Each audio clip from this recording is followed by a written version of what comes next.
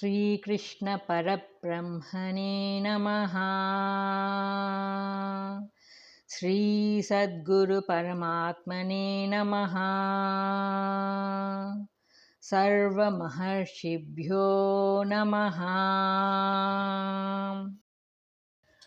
Atha Panchadashodhyayah. The 15th discourse. Purushottama Prapti Yoga. Purushottama Prapti Yoga. The title of the discourse. Purushottama means Paramatma. The Lord is known as Purushottama because he is distinct and higher than the perishable Kshara, being of the body, Kshetram, and the imperishable Akshara, being known as Jiva. When Purushottama is, who Purushottama is, what his nature and form is, by what path he could be attained, what the fruit by attaining him is, all this theme is explained and declared in this discourse, and so it is called Purushottama Prapti Yoga. In connection with the division of the gunas, the Lord declared that undivided devotion to him is the sure way to transcend to gunas. Such a devotee would get beyond the gunas and attain liberation. Brahma Sakshatkara. The 26th verse of the 14th discourse proclaims the Lord to be none other than the Supreme Eternal Satchidananda Parabrahman. This discourse is a natural sequence to the previous one. How can man attain such single-minded devotion? What is the nature of Purushottama? How to attain him? What is its fruit? These questions are answered in this discourse. Pure bhakti demands complete renunciation of worldly things and attachments. Perfect vairagya is the mark of the true devotee. The discourse therefore opens with a description of the tree of samsara and the need to cut it by the sword of detachment. The tree of samsara is described. Sri Bhagavan Uvacha, first sloka. Urdhva moolam madhashakam ashvattam prahuravyayam chandansi yasya parnani yastam veda sa vedavet. Substance. The blessed Lord said, the wise or the Vedas speak of the Ashwatha tree of samsara having its roots above and branches below. The Vedas, its leaves, and indestructible till knowledge is gained. He who knows, that is the knower of the Vedas. Commentary. Samsara is compared to a tree. It is unlike any other tree that we see in nature. All trees have roots below and the branches above. But this tree of samsara has roots above and branches below. What is the explanation? From Paramatma originate Avyakta, Mahadankara, and from them arise the whole universe, along with all beings. So Paramatma is the highest source above, and down below we find the universe and the beings in it. So this tree is said to have its roots above in Paramatma and its branches below. Paramatma is the root, and the universe, the branches of its tree, is of samsara. Another explanation may be offered. The work of Maya is to show everything upside down. The impure appears pure and the pure appears impure. The good appears to be bad and the bad appears good. The unreal appears to be real and the real unreal. Pain appears to be pleasure and happiness pain. Accordingly, Patanjali describes the avidya thus: Anitya asauchi dukkha anatmasu nitya suchi sukama makhyatir avidya.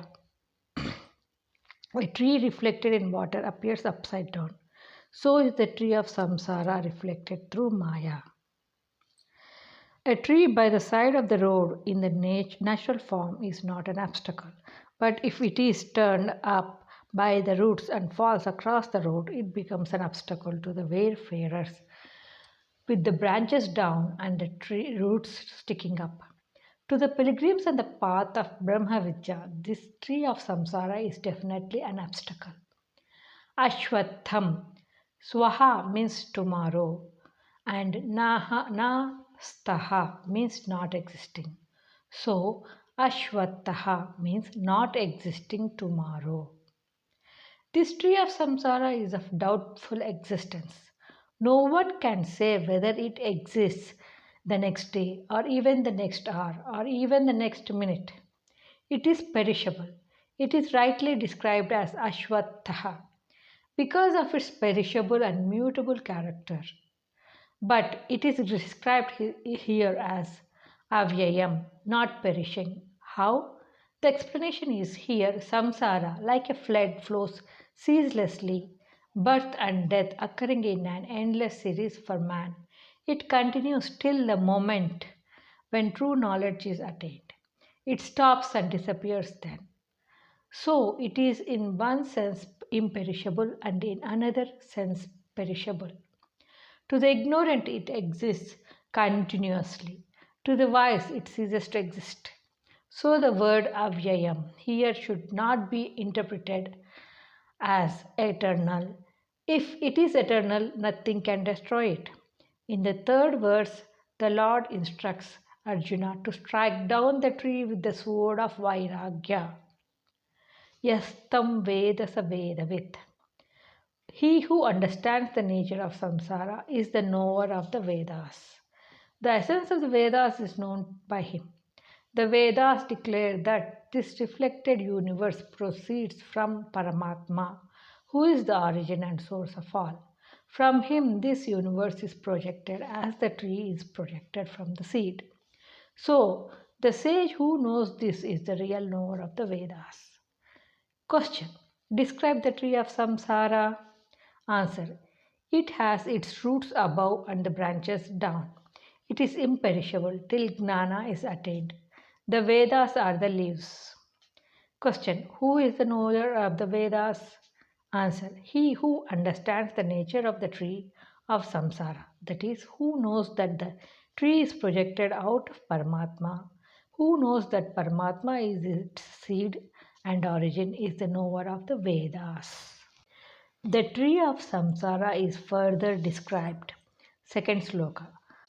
Atah chordvam prasrutastasya shakha gunapravruddha vishyapravalaha atascha moolanyanusantatani karmanubandhini manushya Substance.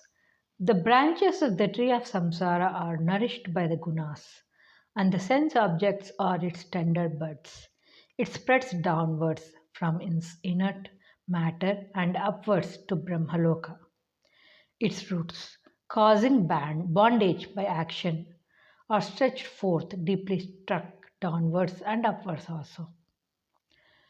Commentary. The tree of samsara is vividly described here. It is not a small tree. It has grown strong and firm from millions of births and has deeply established its roots in the world. Its branches spread up to Brahmaloka. Its roots are the past samskaras of action. The three gunas are its branches. Its tender shoots grow by enjoyment and sense objects. How then to cut this mighty tree? The branches should be struck by purifying the mind of the three gunas. The tender shoots should be cut by dispassion towards sense enjoyments, and the roots should be destroyed by removing the past tendencies of the mind. As all trees are sustained by its roots, this tree of samsara is sustained by deeply impregnated samskaras or vasanas. And when they are destroyed, the whole tree falls to the ground, being struck at the roots.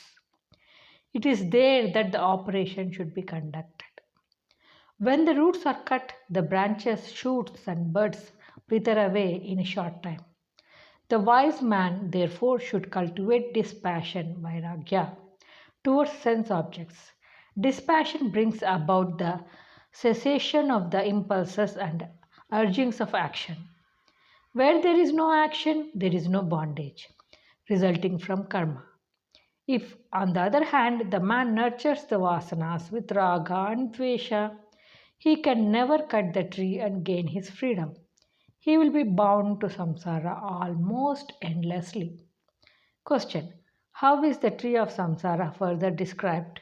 Answer: its branches are nourished by the three gunas. Sense objects are its buds.